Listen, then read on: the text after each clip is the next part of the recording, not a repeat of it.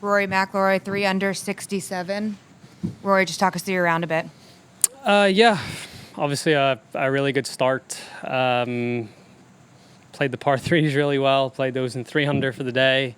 Drove the ball better. I put the ball in play much more today than I have done in the previous few weeks. So that bodes well. Hopefully I can keep that going over the next 3 days. And that's what you need to do around here. Just keep it in the short stuff. And then, the greens are still receptive enough where you can give yourself some chances. And, I took a couple of my chances today.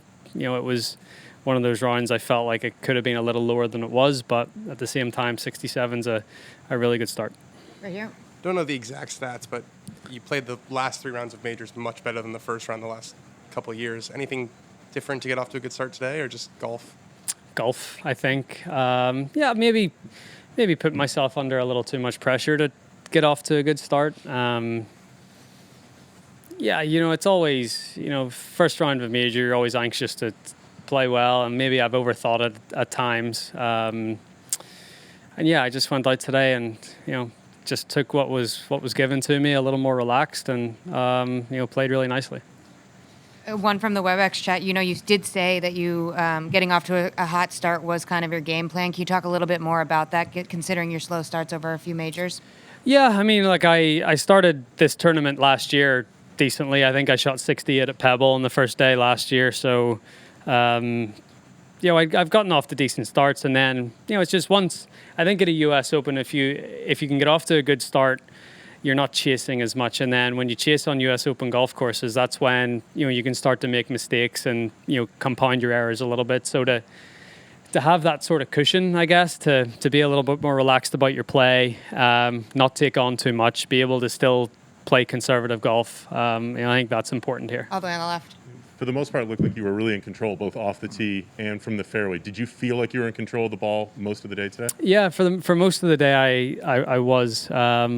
There was a couple of loose ones in there. The wedge shot on one sort of stuck between 2 shots and just didn't make a very good swing. But yeah, for the most part, I did drive it well. I hit my irons good. When I got out of position, I tried to just get myself back in position and play from there. I didn't really take on too much. Tried to go for the 12th green in 2. That was probably the biggest mental error that I had today. I hit it over on the right side and had no shot with my 3rd, and was lucky to just get away with a 5. So, but overall, yeah, I hit it really well and kept it in play, which is really important. 67 for the first round of the US Open obviously is a really good score.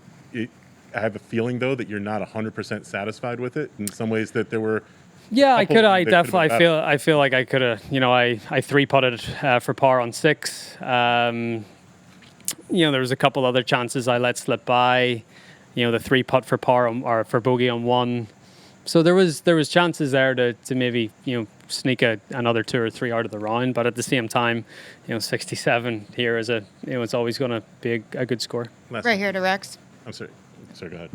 Are you surprised at all by the scoreability today, and would you be optimistic or cautiously optimistic that it's going to stay this way? The greens are still pretty receptive. I think they can get a little firmer as the week goes on. I don't think the greens need to get any faster with how slopey they are, but they can certainly get them a touch firmer. And not really, because, you've got, yes, JT shot 5, Patrick 4, myself 3. But then after that, there's not, I think if you shoot even par, you're just outside the top 10. So it's not, I wouldn't call it scoreable by any stretch of the imagination. There's a couple of guys that have went a little lower than maybe was expected. But, it's not as if the rest of the field are finding it that easy. Right here. Despite the shots you feel you left out there, when you look back on it, is there something in particular that you feel you were doing better today than you have been recently, or some area where off the tee? Yeah, just my driving the ball, putting the ball in play off the tee. That was important today. I did that well for the most part. I still missed a few fairways, but I was able to recover from there. But I hit a lot of good tee shots, which I was sort of seeing a little bit in the latter stages of Atlanta, but it was nice to see it today. And what does that just do for your frame of mind going forward the rest of this week? Yeah, it gives me a little more confidence in my game. maybe a little more commitment with my swing off the tee, not guiding it as much, really being able to, free flow and, make good committed swings, that hopefully, that sets me up to do that over the next few days. Just wondering, the best shot you hit today, was it the tee shot on 3? I mean, that was pretty. Tee shot on 3 was good. Tee shot on 6, Yeah, that was nice.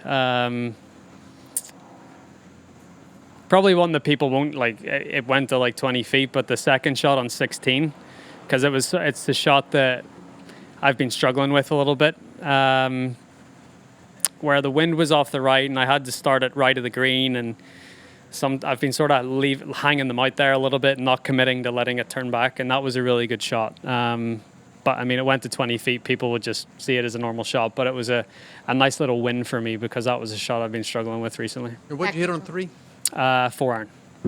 Back on the left. Last one. Are you capable of being, I suppose, in some ways, like more naturally a more patient player than when you won a U.S. Open at Congressional? There, the conditions made it so that you could be really aggressive, but at this point, it would seem you're going to probably have to be. I wouldn't say Congressional was really aggressive. I shot 16 under par, but I mean, I'd say only 15 guys broke par for the week. So I mean, it was still you still had to be patient, and it was still tough in spots. Yes, I played out of my mind and I won by 8 and all that sort of stuff. But it's not as if I didn't have that back then either. I still got up and down and had to hack it out of rough and make pars from 60, 70 yards out. So I can play that game when I need to.